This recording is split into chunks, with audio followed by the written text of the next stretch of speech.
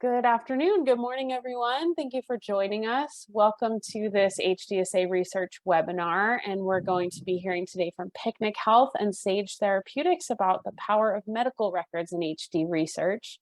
I am Dr. Leora Fox. I'm the Assistant Director of Research and Patient Engagement at HDSA, and I am joined also by our Chief Mission Officer, Dr. Eric Johnson.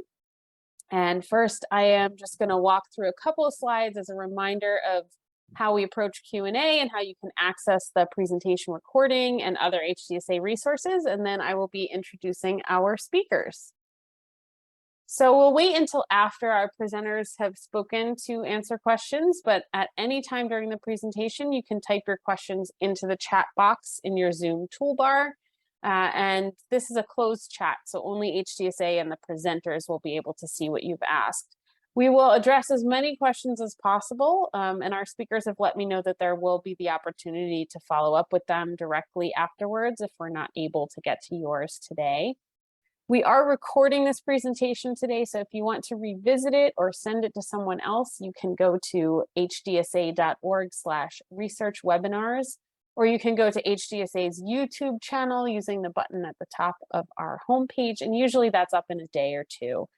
We post about upcoming webinars on that webinars page as well as on our social media channels. So please do follow HDSA there for updates, research, and otherwise. And I would also encourage you to check out HDSA's hdtrialfinder.org to learn more about currently recruiting trials, hdsa.org/surveys to participate in all sorts of research surveys that have been vetted by HDSA or being conducted by researchers all over the world. And you can subscribe to hdsa.org/blog for weekly research updates. And now I'm very pleased to introduce our speakers. We have Ashanti De Silva, Krisha Patel, and Suji Hamilton.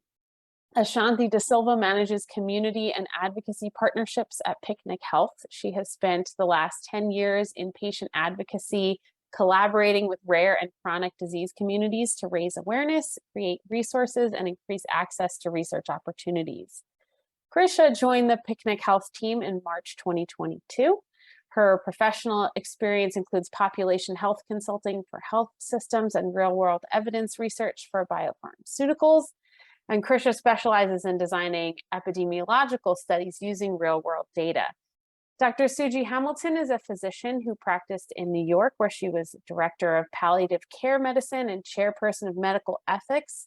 Suji left clinical practice with a desire to make a more global impact and improve the quality of life for patients with neurocognitive and brain health disorders, and she's thrilled to be making this contribution at Sage Therapeutics as Associate Director of Medical Affairs. So thank you to all three of you for joining us, and now I'm going to hand it over to you. Thank you so much, Leora. I will go ahead and share my screen, which is always a gamble. But hopefully everyone can see that. Yes. We are just very grateful and honored to be here to speak with you today about the power of medical records in Huntington's disease research. And it's just wonderful to collaborate with HDSA and Sage on this very important topic. So I will go ahead and go over our agenda briefly.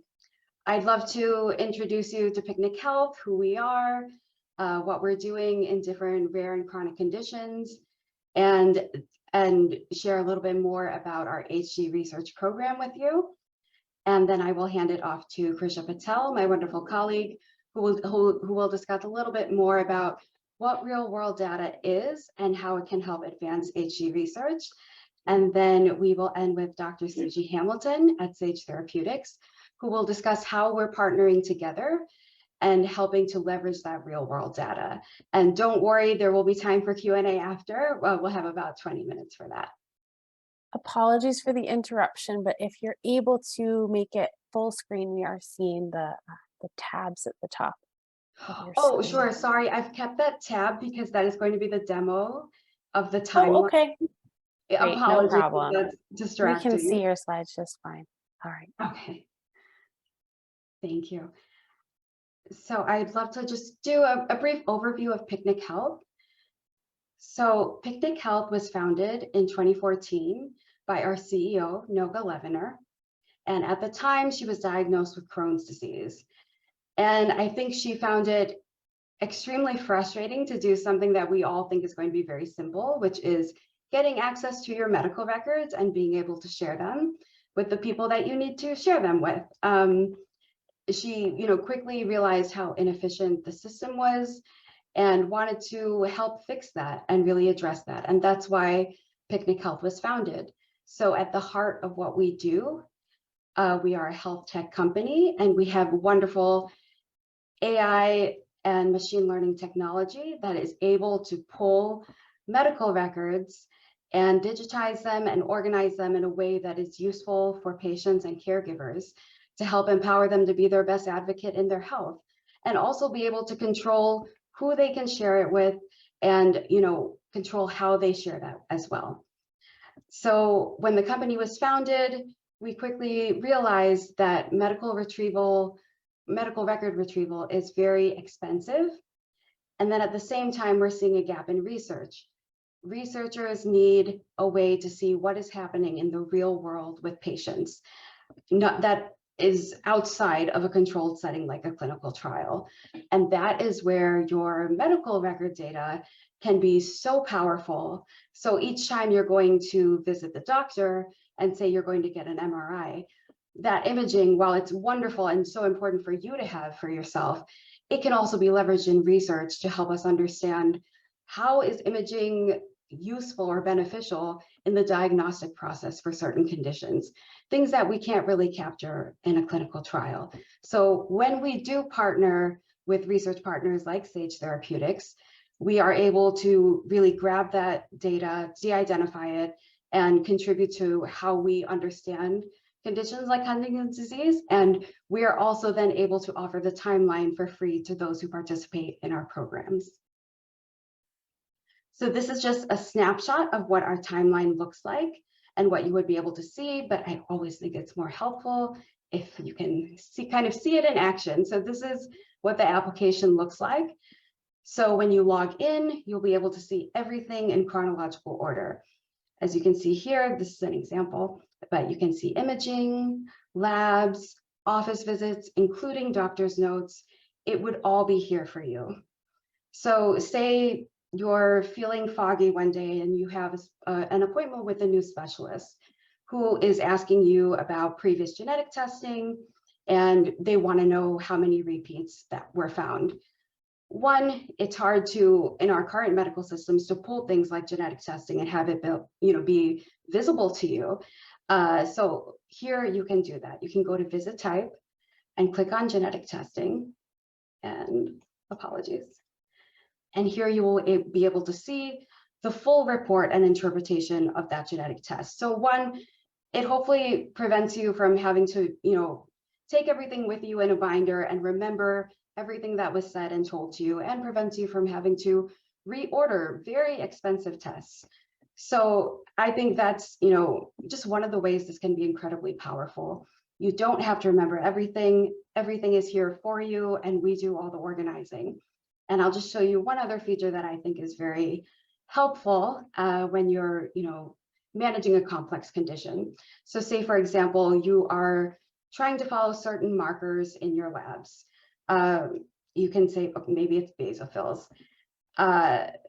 Right now, if you log into just your MyChart for one hospital system, you can only see labs from that hospital system. But here, we are pulling all of your labs that show that marker, whether you went to your doctor down the street or you went to your specialist at UCLA. And you can see really the complete trend of what has happened over time. You don't have to log into multiple healthcare systems to access labs and then piece it together yourself. It is all here for you to see where are there outliers, where are things stabilizing, and it's just a wonderful way for you to be your best advocate and help you understand what's going on with your health. And the last thing I will share with you is how you can actually give access to others who may find this information useful, like your doctors or your caregiver. So here you can control who gets access, and as well as pause their access or remove access if you want to share it with any new specialists or a family member, you can put all of that in here and share how you would like them to receive your medical records as well. And we will go ahead and do that for you. So I'll go back to our slides. So again, this application is free when you join our HD research program. This slide is to show you how PicnicHealth is really working with patients to connect them with researchers. So we have research programs in a variety of conditions like sickle cell, myasthenia gravis, MS, and Huntington's disease. So when someone joins one of our research programs, we're able to pull parts of their de-identified data, share that with vetted research partners that we're working with, and really just leverage that to help us understand what's going on in different disease states, help us gain new insights that can't be really found within clinical trials. And that's how you're able to participate in this research. And we're trying to make it as easy as possible for you. And then while you are participating in research, you are hopefully, using your timeline and using that to be the best advocate that you can be for yourself or for your loved one's care.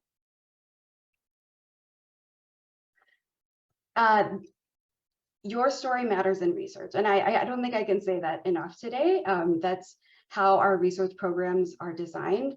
They're designed to be as inclusive as possible. And we work with communities, with advocates in communities to help share their stories, to help raise awareness about different conditions, and to help educate communities on different aspects of living with those conditions. So our ambassador program is called Change Champions, and these are just some example of the wonderful folks that we're working with. We are looking to work with more advocates in HD. So if you're interested, you can email me and I'll share my email at the end of this presentation. And this is a paid opportunity as well. But this is really, why we're here. This is our real world data research program in Huntington's disease. And it was created, it's really community driven research, and it created to be as accessible as it can be to the community.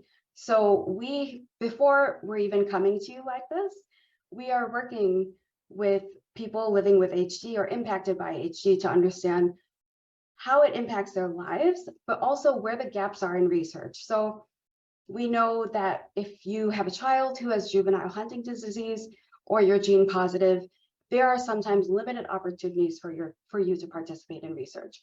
And we don't want that to be the case here. We actually need very robust and rich data.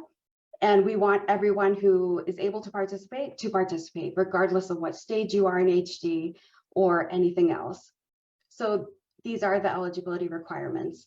As long as you've received care in the US and you have a verified diagnosis of Huntington's disease and or a gene positive test, you are able to join the study. And for those who aren't able to sign up for themselves, we do allow caregivers who have a power of attorney to sign up on behalf of their loved one. Again, something I really love to stress is that there aren't any restrictions here. We definitely want you to join this study. It's very powerful, but we also want you to participate in any other clinical trials or research programs as well, like Enroll HD. We know that all of those opportunities are valuable, so there's no restrictions there. And again, when you join, you get access to the timeline for free, and we really value your participation, your time to sign up, and each person who signs up will receive $200. This is a very important slide for us. It really speaks to the ethos of our company and our mission. So we use the highest level of encryption available, which is oftentimes better than what hospitals use, to help protect your data when you're part of this research program. And when we work with research partners, all of your data is de-identified first, and then you are given a unique identification number. And I really love to clarify that we never share all of your story or all of your data at once. What we do is work with research partners to identify what questions they're looking into. Then we can look at specific data points within your records that may be helpful to answer those questions. We de-identify that information, combine it with other patients' de-identified data, and then we share it with researchers. So it's highly unlikely that one of those data points could be attributed back to you. And I think it's very important also to let you know that, we don't want this to be something you sign up for and you're not sure what you signed up for, and then your data is out there and you don't know what's happening. This requires your informed consent. So we want you to know, be active in what you're signing up for, and make sure that you're confident in what you're signing up for and how your data is being used and protected as well. And your data is yours throughout all of this. Anytime you want to withdraw, there's no questions asked, you absolutely can. And you will still get downloadable PDFs of all of your medical records that we have drawn up until that point to keep. So I know this is another slide on data privacy and security, but again, it's very important to us, and it's the only way we are able to continue to work in conditions like this. So protecting and securing your data is our highest priority. We use the highest level of encryption available. It is the same as what the military and banks use as well. We are HIPAA compliant, and all of our studies are IRB approved, which is the same review process that a clinical trial would also go through. Lastly, I want to share a slide that has some quotes from people who are participating in our research program. There's different reasons that people join, and I will just share the quote from Heather and Nathan. We love the idea of having all of Nathan's health records in one place, and we want to try to fight HD. So even if it doesn't help Nathan, his participation could help others, and quite possibly our 2 children who are both at risk. So I love that there's that sentiment in the Huntington's disease community that, I'm going to participate in something, even though I may not be able to directly see the benefit. I know that this can positively impact future generations. And that's just one of the reasons that I love working in rare diseases. But thank you so much for your time. And I will hand this over to my wonderful colleague, Patel, who will share with you a little bit more about what real world data research is and how we're using it to really improve our understanding of Huntington's disease research. Thank you, Shanti. And thank you all for being here today. I'm Krisha, and I'm an epidemiologist at PicnicHealth, and I'm going to talk a little bit about how we are using real-world data to advance Huntington's disease research. Next slide, please. So real-world data is data relating to a patient's health status. It's collected from a variety of sources, and one way it's collected is through medical records. Medical records contain uniquely rich research data because they capture information across a patient's healthcare journey. So unlike in clinical trials where data is collected in a very controlled environment, medical records can provide information from multiple real-world situations. We just have a quick question to make the slides bigger if possible. I'll keep going as we work through that. So medical records provide information from multiple real-world situations, and that includes things like hospitalizations, office visits, emergency room visits, labs, and procedures. And by gathering this data from various sources, we can build more representative patient populations that ultimately can be used for research to find more effective treatments in Huntington's disease. And real-world studies tend to be less expensive and faster than traditional randomized control trials. So real-world studies can provide extra insight to randomized control trials with their more diverse populations.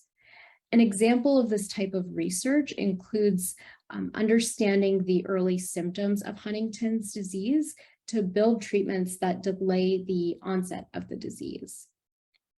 Next slide, please. Real-world data research matters because it can accurately characterize the real challenges of living with Huntington's disease.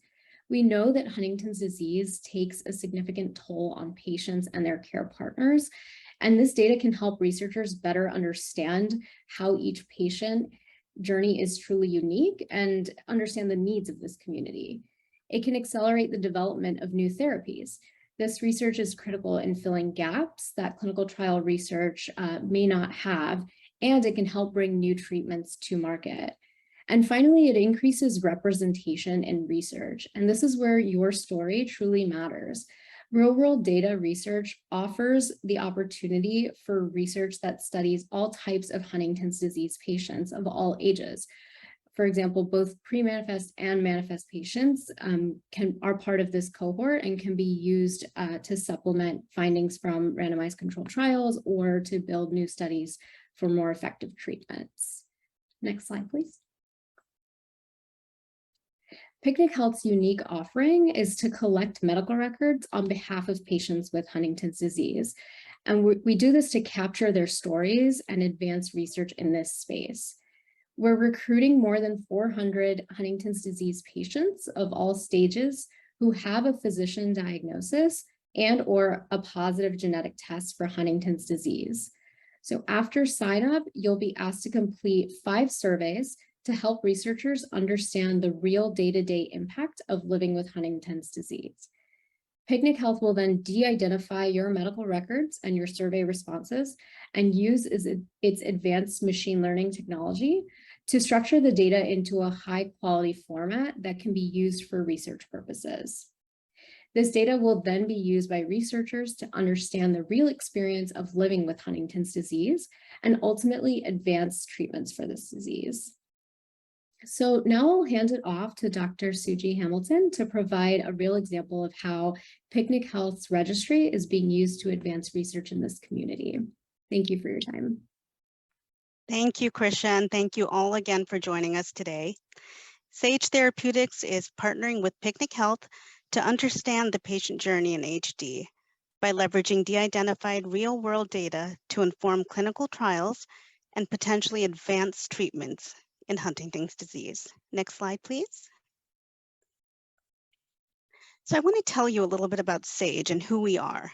Sage is a brain health company, and we are committed to developing novel therapies for disorders where there is a high unmet need, such as HD. We're headquartered in Cambridge, Massachusetts, just outside of Boston, with more than 650 employees, and we are growing very fast. We are currently studying an orally administered investigational drug to understand its effect on the cognitive symptoms in HD. Next slide. So how will data from PicnicHealth help with Sage's HD research? Well, it will help us understand an individual's medical history leading to an HD diagnosis and the impact of the disease on patients' lives. We do this by utilizing de-identified medical records, de-identified medical claims, and de-identified patient-reported outcomes. So just as a reminder, de-identified data is data that PicnicHealth strips all personal and identifiable information from, giving researchers only what they need to answer key questions. So let's start with the first box on the left, de-identified medical records. These help us to understand the early signs and symptoms of HD, treatments currently being used, and interactions with the healthcare system, for example, your doctor's visits. De-identified medical claims allows us to utilize patient history, for example, the age at which HD was diagnosed, to assess the cost of care and help optimize outcomes after diagnosis for patients with HD and their families. And de-identified patient-reported outcomes helps us recognize the impact that HD has on your day-to-day activities, your work, and your social and personal relationships. Next slide. So we use all this information as tools and apply them to the HD patient journey. Let's start at the light purple box at the top, and then we'll move our way down clockwise together. We really want to raise awareness of the signs and symptoms of HD. Here at Sage, we are committed to the advancement of treatments for HD. Data and information will be used to inform clinical trials. Real-world data is critical in filling gaps in clinical trial research. We want to help patients access treatments when they're available. Even if we have treatments, they can't help unless patients actually have access to them. Help empower patients and their families to better understand their own medical information. We want to inform policy and decision makers so that they can appreciate the unmet needs of the HD community.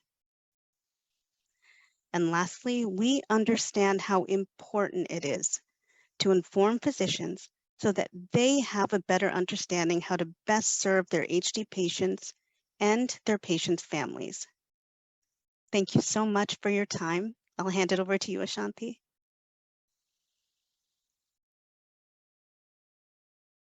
Thank you so much, Dr. Hamilton. That was wonderful. And I think it was such a great and easy to understand way with how you and Krisha and really described how we can use real world data to better our understanding of Huntington's disease. So thank you all so much for joining us. And if you would like to sign up for our study, please use this link or the QR code as well. And if you have any questions, please feel free to email me. If you're interested, if you have questions about the study, if you have questions about Change Champions or how we're working in Huntington's disease, please do email me. And you can also learn more about what Sage is doing in HD through this link as well. And so we're happy to take any questions that you may have at this time. Thanks so much to all three of our speakers. That was very clear and really demonstrated the power of medical records. So I do see a couple of things coming in through the chat, and I will start with this question, which is, how does PicnicHealth differ from a service like MyChart? This person says, we can get the medical notes from all doctors that have given us care, and we control who sees our records already. So can you clarify a bit the difference between MyChart and PicnicHealth? I'm happy to answer that, and thank you for that question. So one of the main ways that we differ is that we are pulling all of your consecutive, visits to different hospital systems. So typically right now, if you are going to one hospital, you have a MyChart and a login for that hospital system. But if you go somewhere else to get specialized care or anything else, you have to then log in to a system they may have, or maybe they don't even have a system for you to log in and also view your records that way. We do all the work of calling each and every clinic and hospital system that you have visited to ensure everything, all the important work you're doing to manage your care, it's all in one place where you can see it. And then beyond that, we have features like the lab value that I showed you, where you can easily see your trends across any hospital system or clinic for different markers that you may be trying to follow for your condition. So I hope that helped answer that. Yes, thank you. I have another question here about privacy and a specific story about someone's neurologist being a little bit nervous about PicnicHealth and the sharing of medical records. And this person sharing that the neurologist said that they would specifically that they would not give out their patient signed a release form. So I'm wondering if you could speak a little bit to the process of getting that information, and whether there are providers who will refuse to provide this type of info for the service, or if this is a common issue that you've seen. I'm happy to help answer that. And I apologize, Lyra. I think when you were sharing some of that question, it cut out where the provider, is it essentially that the provider wouldn't want to give that information? Yes, I'm sorry if I froze for a moment. Yeah, it sounds like the neurologist said that they would not give out a patient's medical info, even if they had signed a release of information form. So I don't know if that's an issue with some providers, or what happens in those cases when you find it difficult to get those medical records. Thank you. Thanks for clarifying. I just want to make sure I had it right. And, we do have a wonderful patient operations team and a wonderful team that is also working to pull records and call different clinics. And personally, I haven't heard that be much of an issue. We're usually able to retrieve the records that a person would like us to retrieve if they put in that doctor's info or that clinic info. We're usually able to get it, and there are few barriers or few discussions around why it's being pulled, but I'm happy to get more information and get back to you on that. Thank you. Yeah, I think that privacy is a common concern for folks. I don't know whether that's a common concern for doctors. I don't know if maybe you could speak a little bit to, how you might allay a medical provider's fears around a service like this. I think so. I think the best people to probably answer that are the ones who are, pulling the records and working with our clinics, with different clinics to pull these records. But I would say that most doctors that we work with, because we're working in different disease communities, and we also work with educators in those communities and providers, see a tremendous benefit to something like this, because again, they're able to see someone's entire history with just by sharing a link. So they don't have to wonder, where is that test result? Where are those doctor's notes from another clinic that you may have gone to? It's all there. And not only is it there in chronological order, but they can also easily search through it. And when it comes to imaging, they're able to view the image as if it were already in their own healthcare system. So they can expand it and make, notations on it as well. So I think what we've heard from providers is that it's been mostly very beneficial and has saved them time as well and helped them actually be a better advocate for their patients. Thank you. We have another question about data sharing for PicnicHealth. So the question is, who does PicnicHealth share the data with? And do these folks pay for the shared data? Happy to answer that as well. And Krisha, if you want to jump in, please do. Yeah, sure. I can take this one. So we actually license the data to vetted industry partners like Sage, who are doing valuable work in Huntington's disease that can benefit the community. So we never share personally identifiable information or a person's entire history, as Ashanti mentioned in her presentation. We only share relevant de-identified data points that can help answer questions related to the research. So we are using the data very intentionally to advance research, and we work with vetted industry partners. Thanks, Krisha. I'm going to pose a question that I have heard previously, and you had mentioned enroll and how this doesn't really affect participation in other types of clinical trials or observational studies.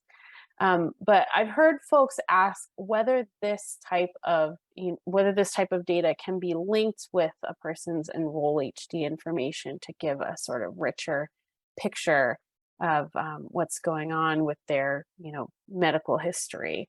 And I'm wondering if that's something that is a future possibility or current, or if there's some current link. Yeah, I can answer that. We are working on trying to link Enroll-HD data to our data. I would say that we are currently very much trying to figure out what's the best way to do that. It's not something that we're doing at this moment, but we are putting an effort towards understanding exactly what's involved to be able to do that in a future state. Great. I'm not seeing more questions in the chat, but folks, please do continue to ask questions if you have them. I will pepper you with further ones since I'm not seeing them there. But yeah, another sort of privacy question that sometimes comes up is around testing data. For example, if someone chooses to get genetically tested for for HD, is that something where if they are there pieces of information that one could choose potentially to keep out of the PicnicHealth system, or are there particular things that a person can pick and choose to share or not to share? I know that this study in particular is for folks who are positive for HD. This is not necessarily open to people who are at risk, although the service is open to anyone who chooses to use it. So yeah, I wonder if you could speak a little bit about whether you can choose different pieces of information to share or not. And this is a question that I can certainly get back to you on, but the way that we are collecting medical records is only for the relevant specialties of this disease area. So we are specifically looking at neurology records, collecting physical therapy records, the types of, and also primary care records that specifically have valuable information on Huntington's disease from the particular specialties of interest. In terms of whether a patient can opt certain records or not, I would have to check with our retrieval team on what the rules are there, but in general, we are trying to just collect the information that's minimum necessary for the research. Thank you for clarifying that. Yeah, and if there's more info on that and people are interested, then yeah, there's definitely the opportunity to follow up. I am seeing some more questions. One question, another privacy question is there any way that insurance companies could access this type of data and use it to refuse someone health insurance?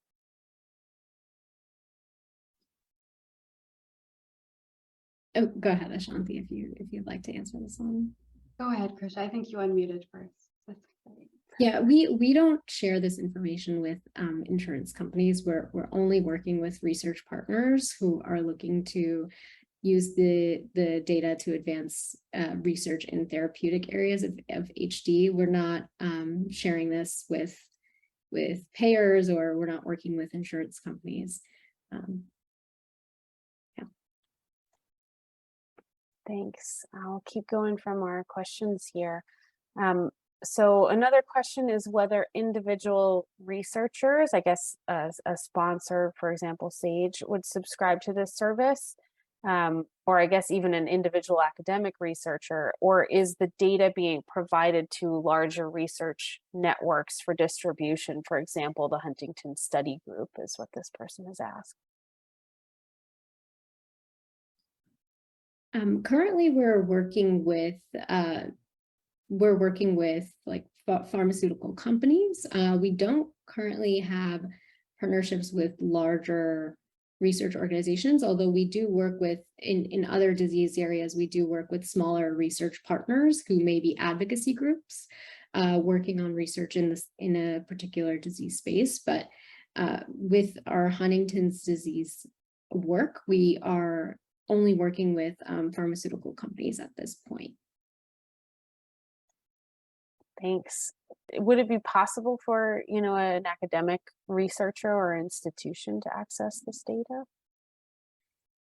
That's actually a really good question that I can bring to our commercial team on whether we are pursuing working with academic partners as well. I don't know if we currently are, but I can follow up on that one. Sure, that was a question from me, so we can follow Okay, up on that.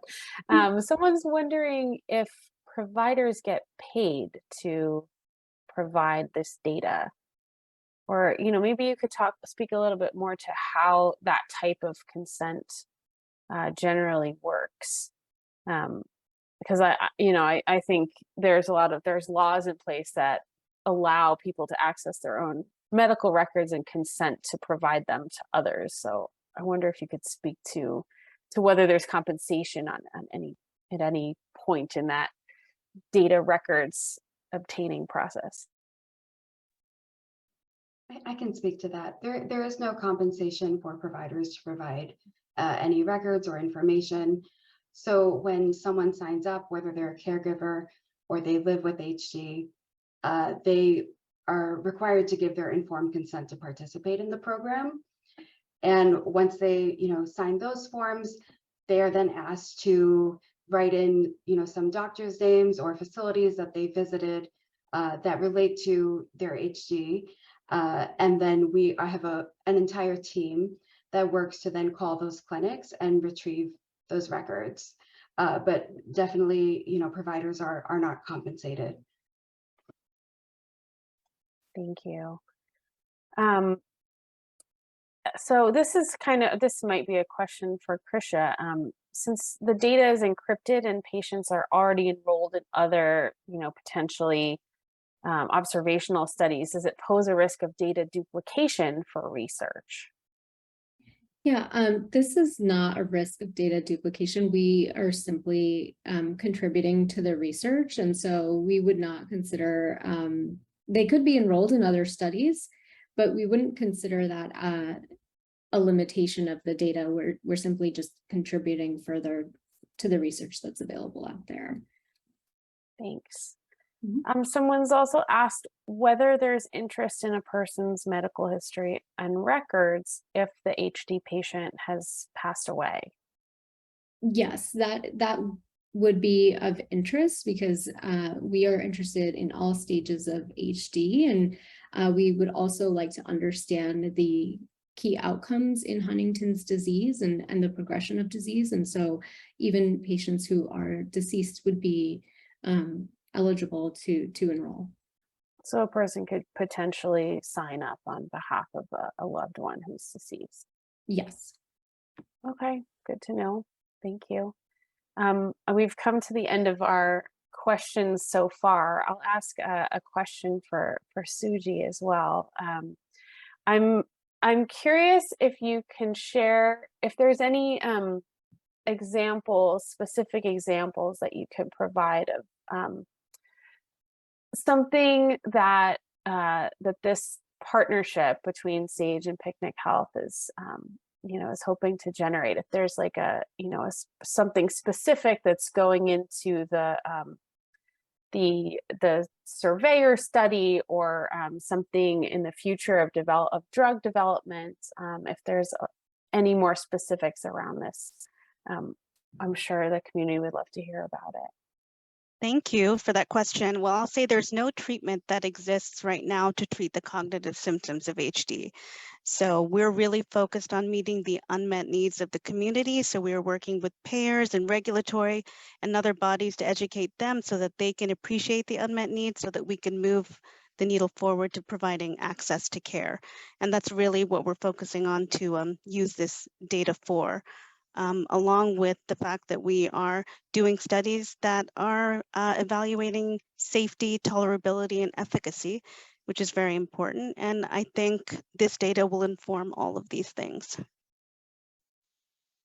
Great, thank you. Well, thanks to all of our speakers again, to Suji, to Shanti, and to Krisha for this very clear presentation and for following up with all these questions. And it looks like they are providing some email addresses here, so a very clear way for you to get back in touch. If you have additional questions after this presentation, you can also reach out to HDSA if you have questions. And thanks to our speakers, thanks to all of our attendees today for your time. And we hope to see you at our next HDSA webinar. So thank you, everybody, and have a great rest of your day.